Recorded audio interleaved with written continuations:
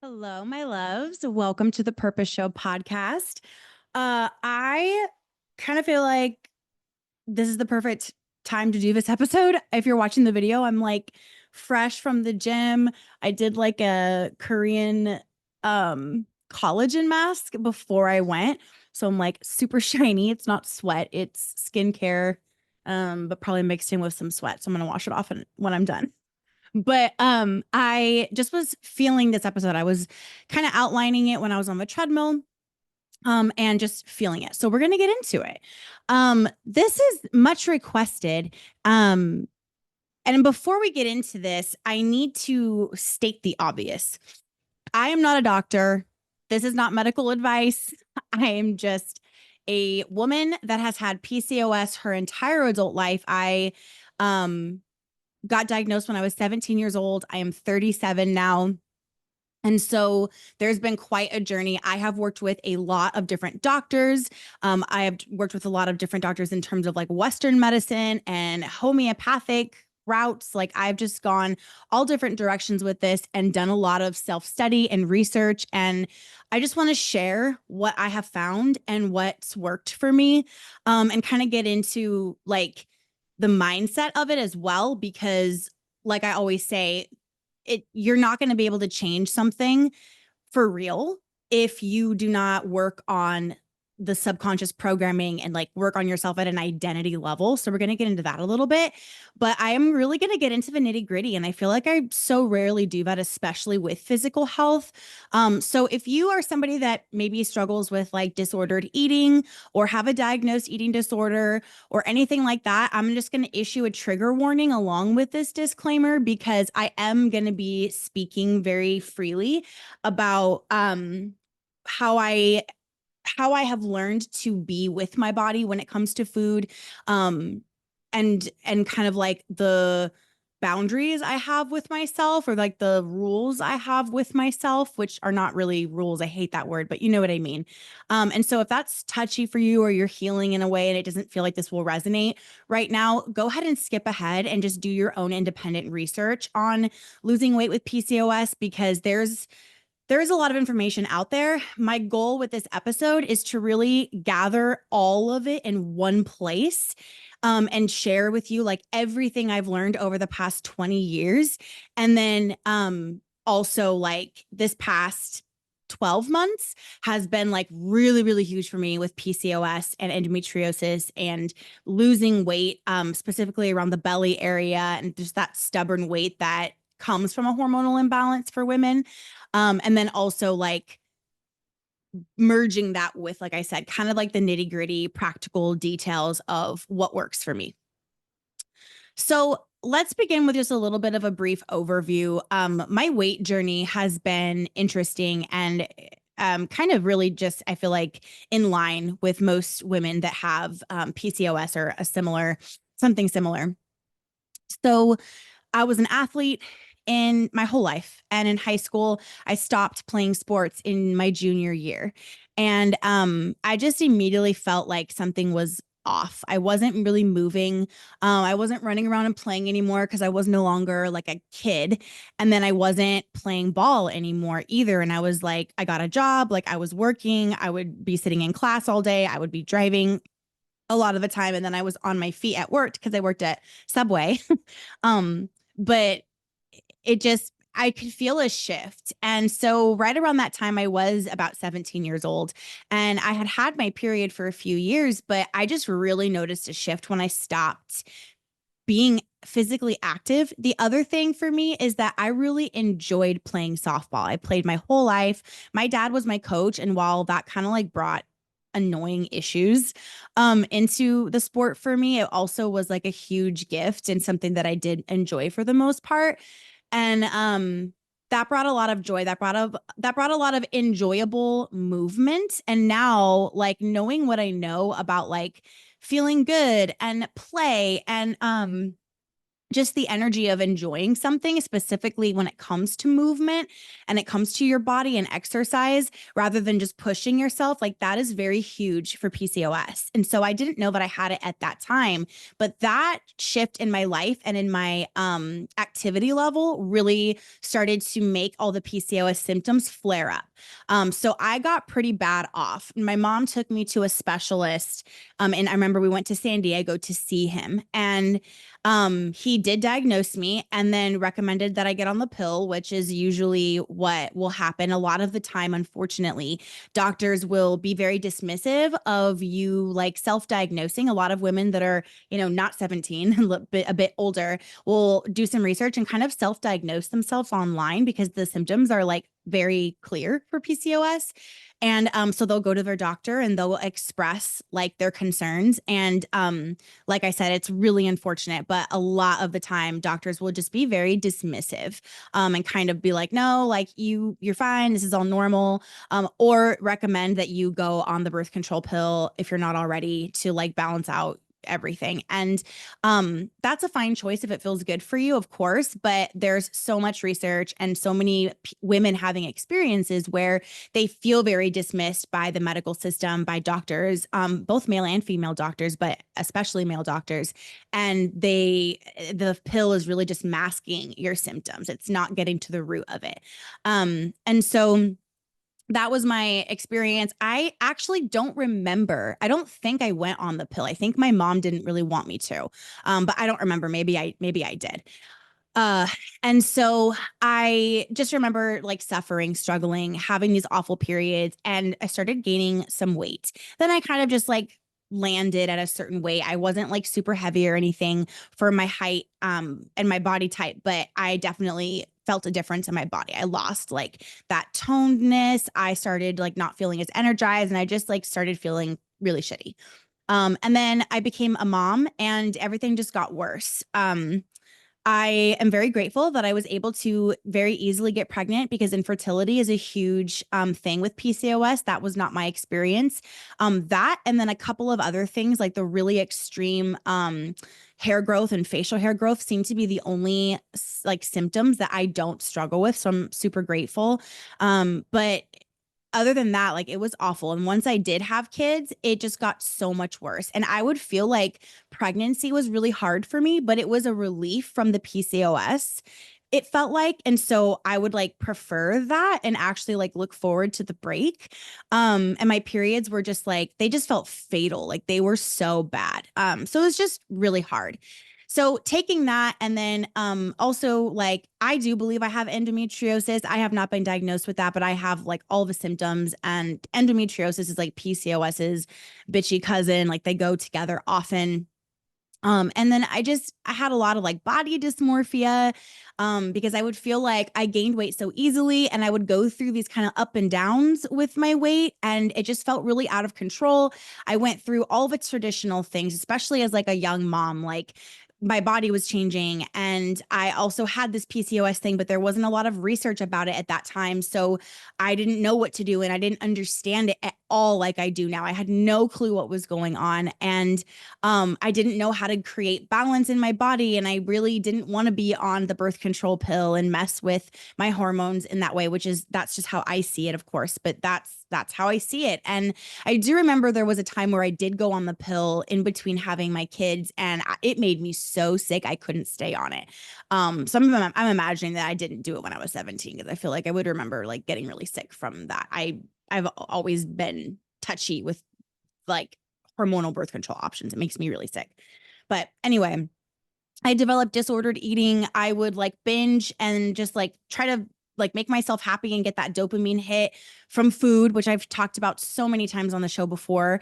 And then I would like get really strict and like go on a diet and go to the gym with my friend, and just like get in these protocols and be really strict with myself, and then go back to my old ways. And it was just this vicious cycle. And so like PCOS and weight gain, they go hand in hand for the most part. And it is so frustrating because a lot of the time it's around the belly, which is just a really difficult spot to gain weight. And for me and my body type, I have kind of more like an hourglass shape.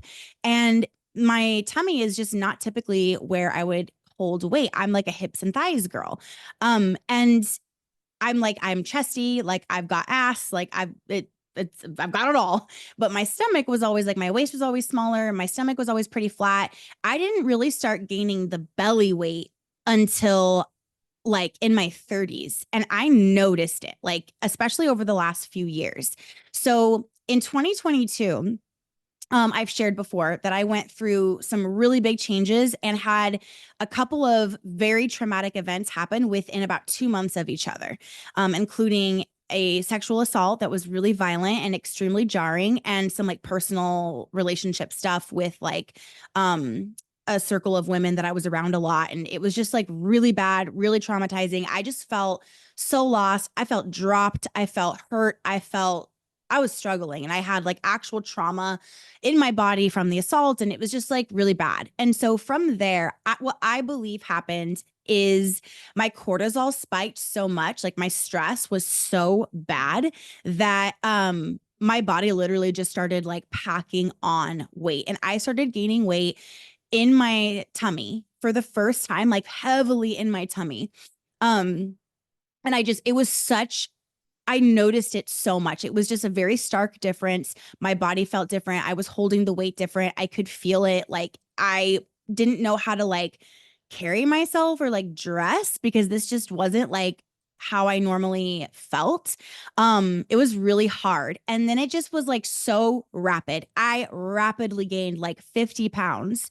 Um, and I was already like not super happy with my weight. Like I would have liked to be maybe, 25 pounds lighter.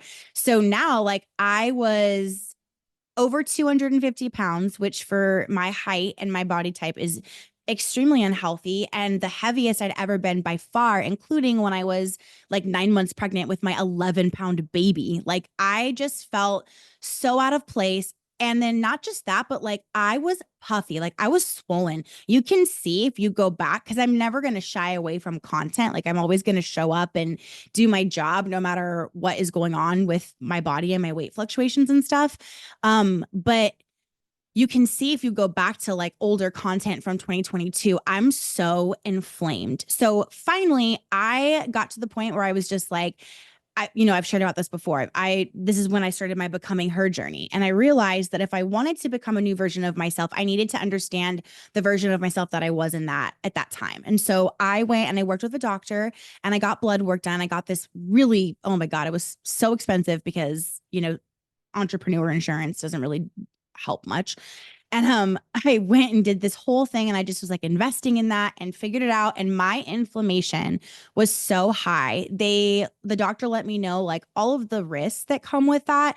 You can please like forgive me if this is incorrect, but from what I recall her saying to me, there's just a really high risk of like autoimmune disease and heart problems and all these other issues like that were very close to me because my inflammation was so high. And I had let her know like how long I'd been feeling this way. And so she was like, well, assuming your inflammation has been high for that long and maybe even longer, like this is really bad. We need to get this under control. And then like just my cortisol levels, everything was just really high. Everything was spiked. My body was in a state of fight or flight. It was holding water weight. I was holding on to fat. I was just very inflamed, and I felt inflamed, engorged, puffy, swollen, tired, miserable. I did not even know how to dress. None of my clothes fit. I could only wear things that were like really like loose or stretchy, and like shirts that were really, really oversized and could almost be like dresses on me were like fitting tight. Like I just was so unhappy and sad and had to work through a lot of like guilt and shame and things like that. So the first thing that I want to say is like, know when you need to get help. Like, go get the blood work done, get the Get a full panel, go to a doctor that will support you in doing that and testing that. If a doctor refuses to test you or hear you, you need to go find a different doctor and just continue to search until you find someone that's going to respect you and trust your bodily intuition and at least like do the tests for you, because that is a right that you have. It's just really sad to me that there are so many stories that I hear in my DMs, and even just from friends and from myself and my own experience of women just feeling so dismissed and disrespected and, just not valued by doctors when it comes to something that they're just like, I'm struggling with these things. And they're just like, oh, well, you're a woman. It's normal. It's not normal. It's not normal to feel imbalanced. It's not normal to be gaining weight rapidly. It's not normal to feel tired all the time. These things are not normal. It's not normal to have awful periods. It's not normal to have irregular periods. None of this is normal. So that is kind of my spiel on PCOS itself and kind of my journey with it. Now, I want to shift gears completely and talk about the weight loss. How have I lost weight? I've lost 56 pounds at this point. I'm recording this in August. I am slowly but surely continuing to release excess fat from my body and feeling so much better. I have lost 56 pounds so far. And I am measuring that on the scale as well as how I feel, how my clothes fit. The scale is really something that you can use to support you. And if it's not supporting you, don't use it. There have been plenty of times where I have been, working on my health and didn't use the scale to measure at all. I have no idea what I weighed. I have no idea how many pounds I lost. I've measured myself, and that actually triggers me much more. So I don't do that anymore. I do check in with my weight. It tells me more than just like, oh, this number means something. I don't make it mean anything.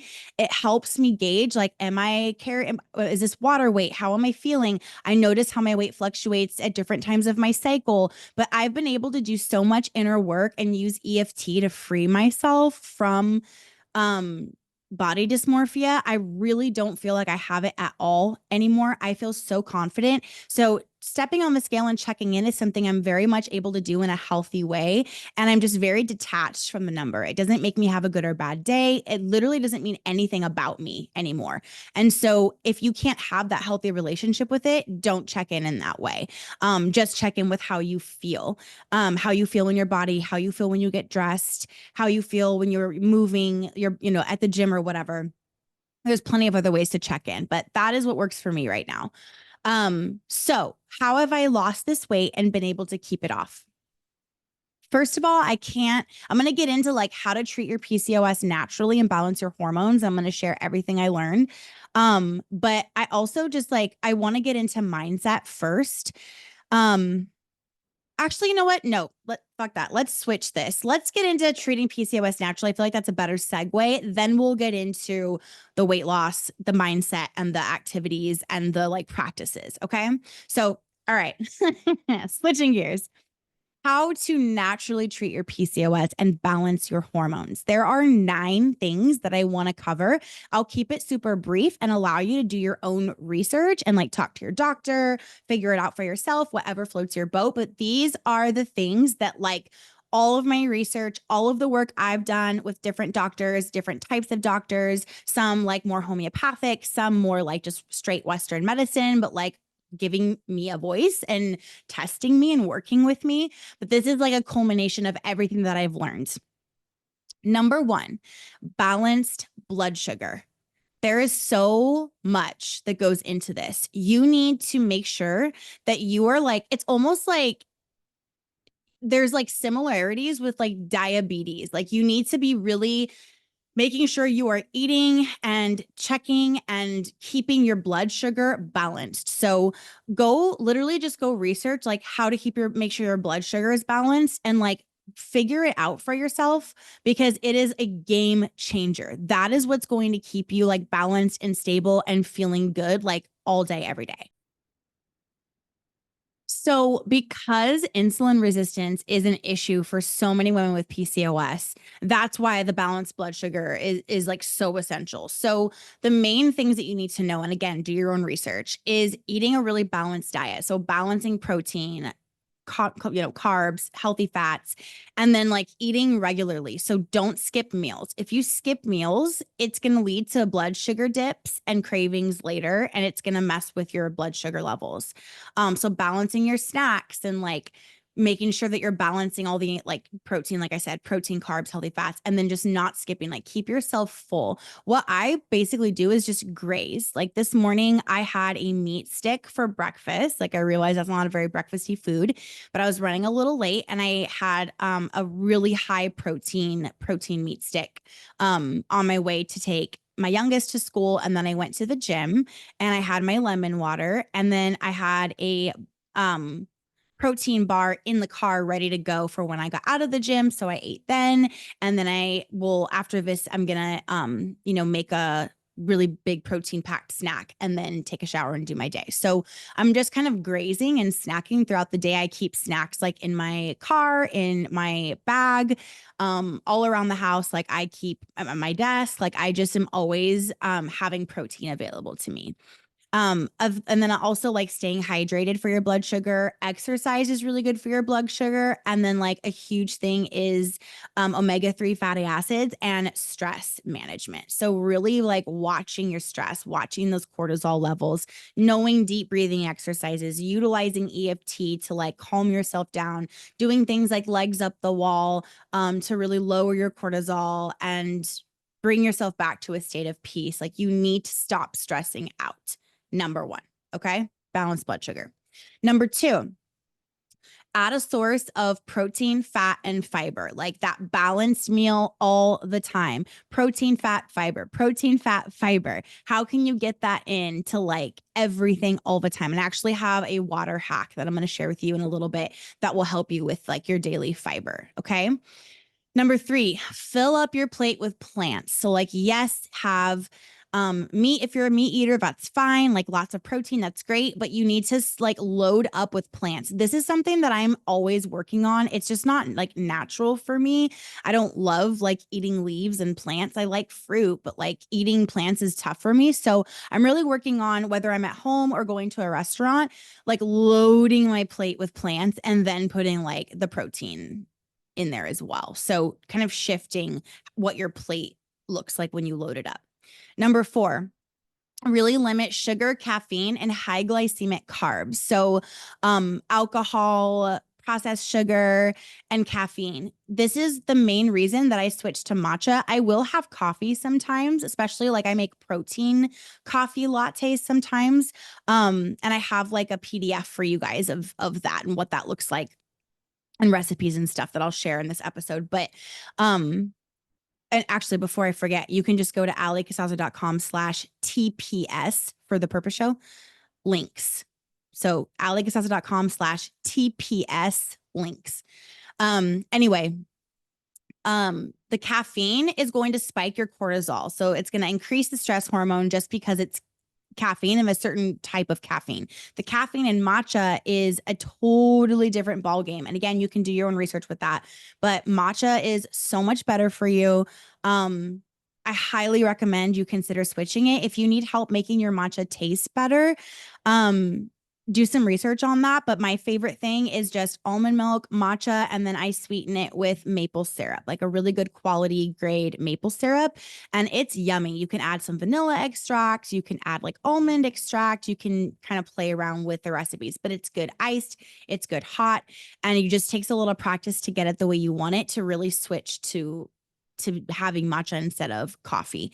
There are coffee replacements you can have, like mud water, but really limiting alcohol, limiting sugar, especially processed sugar, and switching to different type of caffeine. If you're going to have coffee, then have it like after you've been awake for about 30 minutes to an hour and you've eaten protein.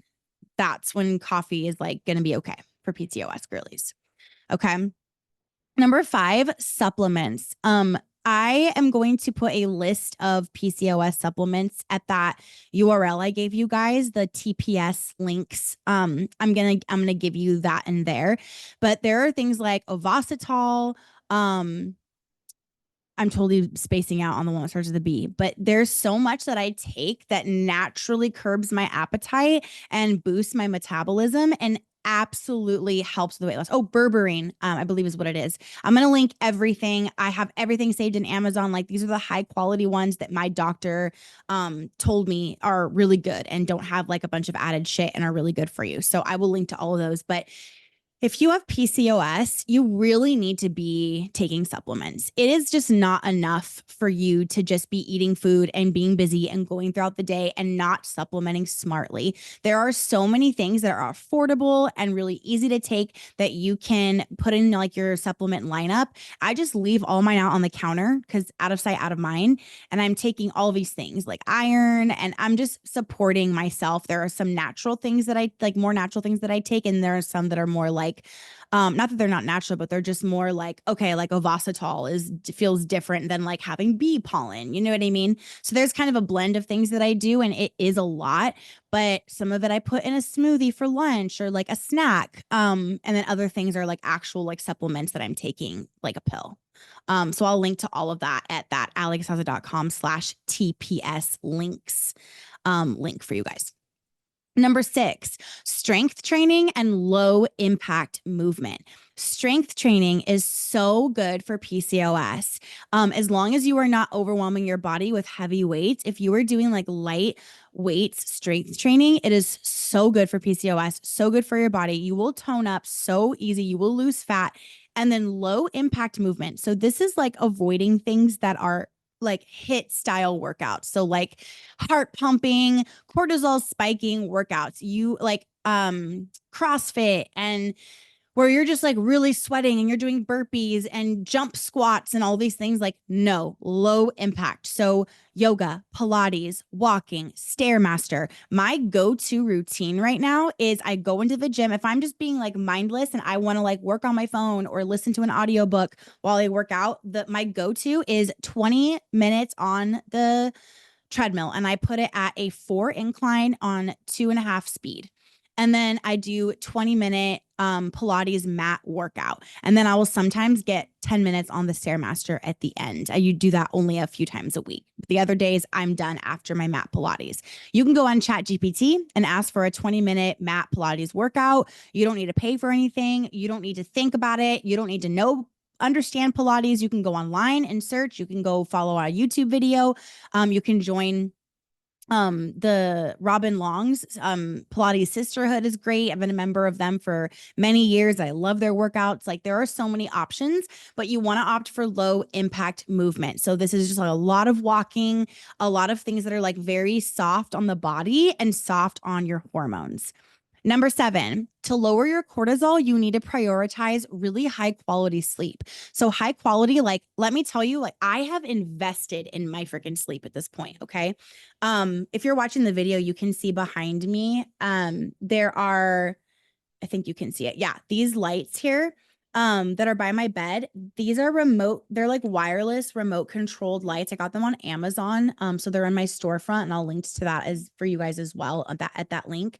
But the remote control, and they change colors. So you can put it on like purple, red, like whatever. So literally when I'm going to like wind down for the night. So like pretty much after I finish eating dinner with the kids, we switch into like peaceful night mode. It is time to get ready to put ourselves to bed. It is time to put the house to bed. So all of the like brighter lights get turned off. I have these wireless lights like in the main living room, in my bedroom, and I turn them on like a low white light. Then after I do like my skincare and I'm ready to go to bed, I turn these lights on red. So it's like relaxing, calming, like red light therapy vibes. It is so calming and relaxing. I sleep with like a silk eye mask. Like I turn the TV off. I will listen to a guided meditation or a sleep track, which I provide those for you guys. To in the collectives to actually like rewire your subconscious mind and really put you in a state of hypnosis and deep relaxation so that you are in a state of peace and you're able, like your subconscious mind is able to work things out and literally like program for the life that you want and the physical changes that you want to make or whatever it is you're working on. So if you're a member, make sure you go check those out. But I'll listen to things like that, and I just let myself unwind and go to sleep. Um, Falling asleep with the TV on, falling asleep with lights, falling asleep like after looking at your phone for a really long time is not good for you. It is very stimulating. It is spiking your cortisol. It is keeping you from a state of peace, and it is reducing the quality of your sleep. So try to get 7 to 8 hours of high quality sleep every night. Number 8, reducing toxin exposure. So BPA, like I rarely, it's so funny because I'm like literally have a plastic water bottle right here today because I couldn't find my jug this morning. But I really try not to drink out of plastics at all, even if they say BPA free. Like really just removing plastic wherever you can from your life, especially from things that you're eating and drinking out of. Getting like organic candles that are non-toxic, like non-toxic cleaning supplies. These are going to really help balance your hormones. Those things that have chemicals in them and are not natural are messing with your hormones. This is the same thing for like the meat that you eat and the quality of the groceries you buy, like buy organic, buy clean. It's better to eat less of something and have it be really high quality, really clean than to have it have like a bunch of toxins or antibiotics and like be fucking up your hormones. Okay. And then the ninth thing is practicing cycle syncing. So what this means is using an app. I use Flow, FLO, to track your cycle and just notice like when are you ovulating? When are you um menstruating, like when are you in follicular, like what are your energy levels like I keep notes in my Flow app of what's going on, and now I've got it down so well. It's pretty much like I don't even need to look anymore. I can just guess, and not guess, I can know without guessing that where I'm at my cycle and what I need. So I will kind of like increase protein when I'm menstruating. I tend to be hungrier when I'm ovulating, so I'll eat more. I only do certain workouts when I'm menstruating, or I don't go to the gym at all. I do certain workouts that are a bit like more energetic, I guess, when I'm like ovulating or in follicular phase. So really just learning your body and learning your patterns, but keeping track of it. Like it's a sign of respect for your body. And the more you like, the more you know, the more you know. So just really learning to understand your body and pay attention and cycle sync with everything. You guys know I cycle sync my entire business with my cycle, and I sync my eating, I sync my exercise, I will literally try to sync everything I possibly can. And sometimes you just got to do what you got to do, but it's rarer and rarer and rarer. So I'm just feeling more and more aligned and in tune with my body, and my body is thanking me. Like it is shifting, things are better, it's definitely changing. Okay. Um let's get into the weight loss. So understanding treating PCOS naturally and balancing your hormones, like you're already going to lose weight, period. If you're doing those things and balancing your food and paying attention to your cycle and prioritizing sleep, like that is how you lose weight with PCOS. That is the foundation. Now, I'm just going to add to this with some things that for me, like specifics that have worked really well. Okay. Okay, so like I said, mindset is always number one. Here are some mindset perspectives, I guess, that I've learned the hard way and I've implemented that have been game changers for me. One time I saw somebody on TikTok. I wish I could remember who it was. I don't feel like I've come across her since, but I saw this woman. She was like, treat your body like a country. Like, what are the laws of Allie Land? Like, what are we just not doing? What do we just not fuck with? For us, for this land, this doesn't fly. This just doesn't work. For me, like I am not going to do high impact workouts. I'm just not. I don't care if I'm getting competitive or if somebody thinks that I'm weak or it looks like I'm not doing much at the gym. I literally did high impact workouts for years. Not only did I not lose weight, I actually gained weight, particularly around my belly area. So it literally spikes my cortisol and makes my body hold on to weight, if not gain weight. I'm not going to do it. So in Allie Land, we don't fuck with high impact. We don't get competitive anymore and like try to push and try to go and try to prove something to ourselves or anyone else. We walk, we use the walking pad at home. We do low impact, we do Pilates, and sometimes we don't go to the gym at all.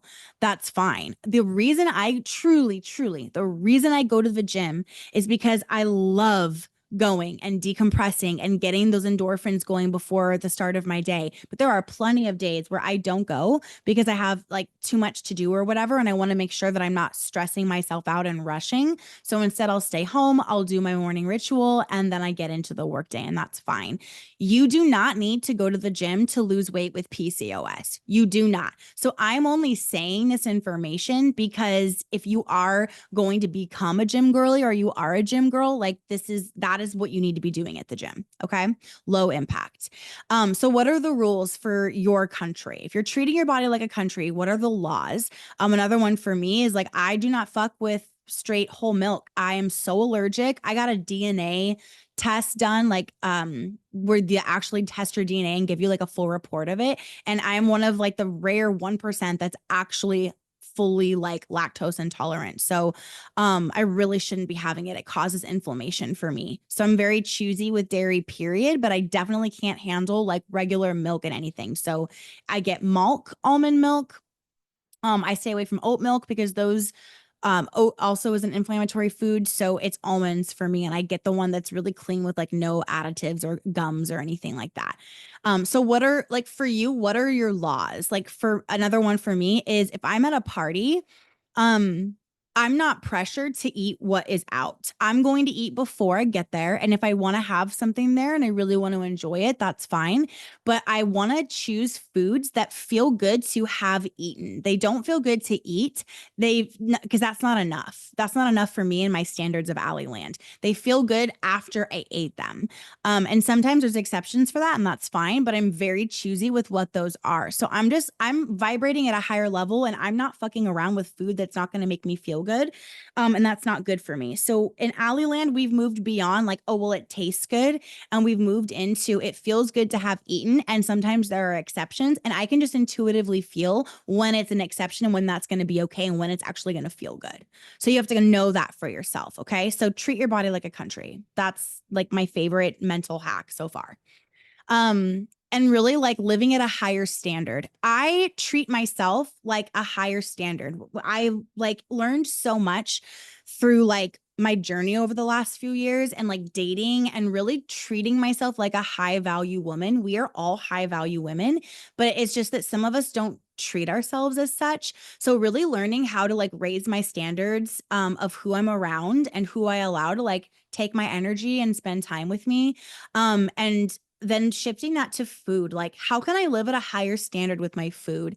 How can I live at a higher standard with my weight and my body? There's just certain things that I can't do or won't do because it doesn't fit my standards of how I want to look, how I want to feel. It is okay to want to look a certain way. It is okay to want to be a certain size as long as it's healthy for you. It is okay to be picky and to guard what you're doing, what you're putting in your body, and what's happening. Like that is fully okay. And you need to know that. You get to live at a higher standard. You get to treat your body like a country and you get to decide what the laws are and you get to decide what the standards are. If you want to be healthy and you want to have a certain body, you want to have a certain weight, you want to have a certain lifestyle, then you're going to have to make sacrifices and you're going to have to make decisions about what that looks like for you. And that's going to be your standard. And if you want something that is like good and healthy and feels different, looks different than it used to, feels different, looks different than other people's, then you're going to have to live at a higher standard than them. So your girlfriend's going out for margaritas like every day after work is probably not going to fit this new goal, this new standard. So what are you going to do about that?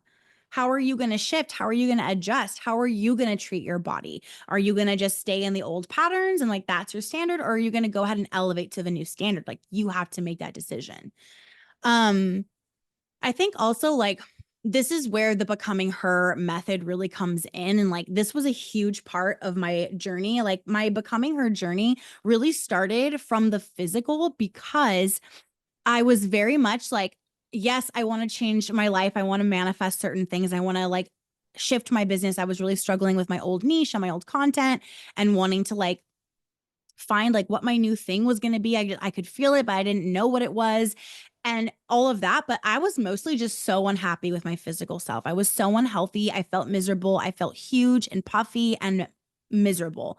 So the physical side of was like the main driver for my becoming her journey. And so when I talk about becoming her, it's not just like setting a goal and slowly getting there. It's literally imagining and putting together and then connecting with the version of yourself that's already healthy, that's already at your goal weight, that's already a gym girl, that's already eating a certain way. She's already got it. Tapping into her and connecting with her and then embodying her now. So in my inflamed state, in my 256-pound state, I was embodying the 160-pound version of me.